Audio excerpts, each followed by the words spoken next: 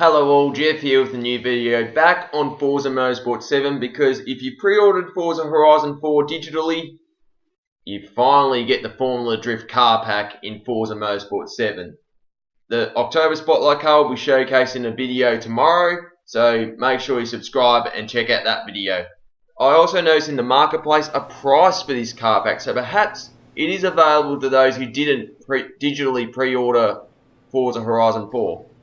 Anyway, let's see what these cars are like in Forza 7. So we'll start off with the BMW 325i, easily the shortest wheelbase of all the 7 cars in this pack.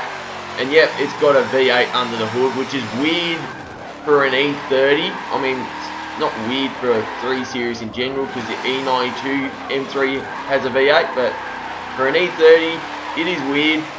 What I found with this car is in this game is it is very, very twitchy. So twitchy that you just lose all sorts of control. Yep, you get into a slide very quick, but it's very easy to lose control.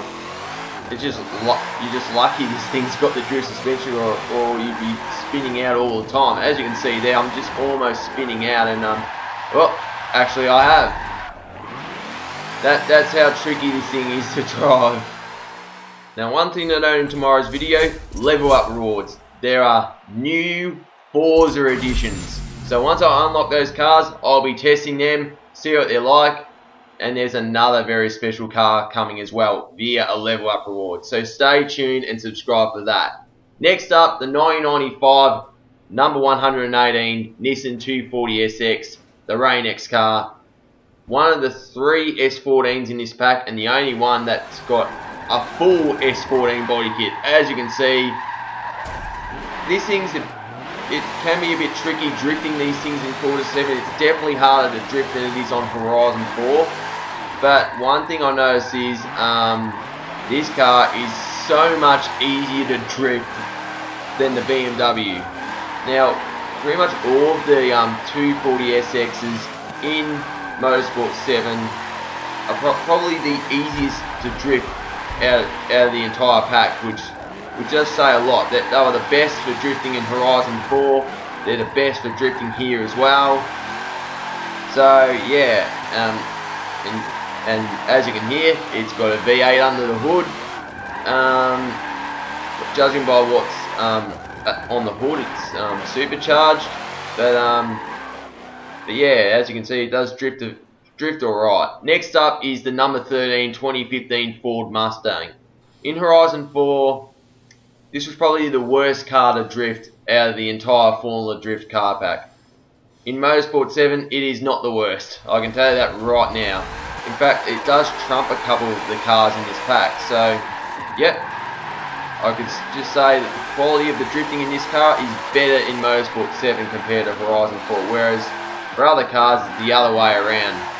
But that doesn't mean it's not tricky. It is still a very tricky car to drift. But as you can see, the current Mustang body just looks so cool. Such an iconic car, and one, yeah. As you can see, I actually gained some half decent drift points here, but that was all I could do in the car. Next up is the 1996 number 232 240SX. This one with the Rocket Bunny body kit and that really cool muscle car front end with a Datsun badge on the front, which is really, really cool. Now this car is like the Rain X car. They probably both drift the same, but I think this is turbocharged instead of supercharged. I could be wrong. I have to do my research, but yeah, let me know in the comments what aspiration these things are. But yeah, this is yeah, these 240SXs, regardless of which one you pick, they are really, really good to drift. I feel this one's slightly better than the Rain X car in regards to drifting. But yeah, and the thing is, compared to the BMW, it takes you a little bit more time to actually get in a drift, but holding a drift is a lot easier. And yeah, it's just really cool to have these cars in the game and have them on actual racetracks where they actually do drifting.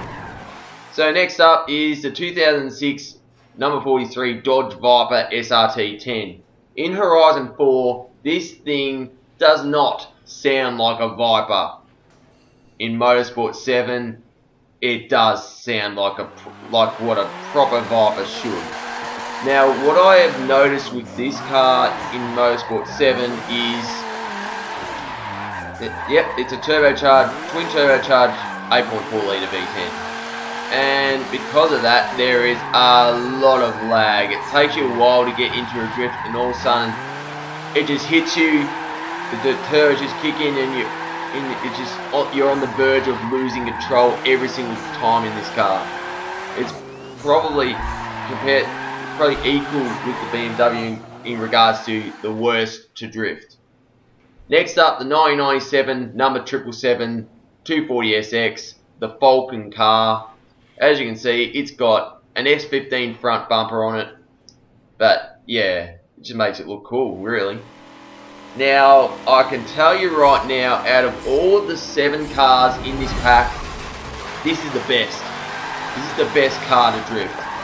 I did multiple sessions with every car here. I've chosen Indianapolis Grand Prix Classic for a reason.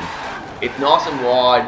You've got some long corners which really do help with drifting. And I mean, I did try Maple Valley and Road Atlanta. I just found this track suited my drifting levels a lot better than other tracks. And as you can see,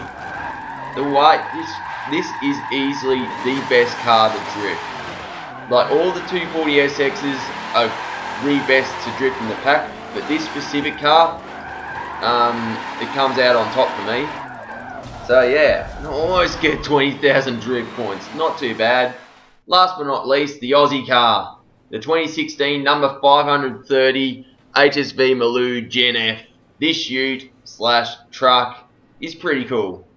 Now, in this game, it does feel very twitchy, obviously because it's got basically no weight in the back, and you can definitely feel that it just wants to go sideways all the time. In regards to driftability, it's probably just behind the 240SXs in best drift car, if you know what I mean. But yeah, it's really cool to have an Aussie car in a Formula Drift series. It's pretty cool, and yeah, you can really tell that this thing's got no weight in the back. That's the thing with utes, Aussie utes, that is. No weight at the back because it's half car, half truck. It just wants to get the tail around every single time, and as a drift car, it's perfect for drifting if you think about it, because it just wants to go sideways all the time, as you can see. But it's tricky to drive, and with the Gen F Maloo, it is supercharged, so you've got a fair bit of power as well. This may even have a few extra horses as well under the hood. But yeah, the car that takes the cake for me is the Falcon 240SX, and there you have it.